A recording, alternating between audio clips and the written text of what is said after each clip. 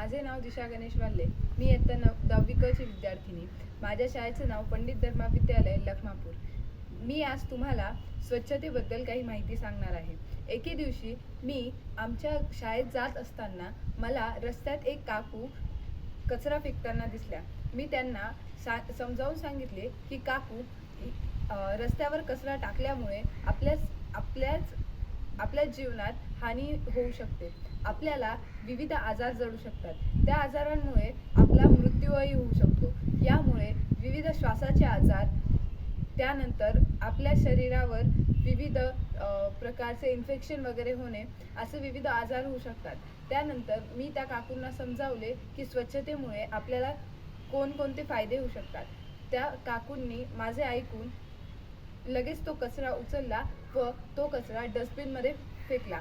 मी त्यांना सांगितले की तुम्ही हा जो डस्टबिनमध्ये गोळा केलेला कचरा आहे तो आपल्या गावात दररोज येणाऱ्या घंटागाडीमध्ये टाका.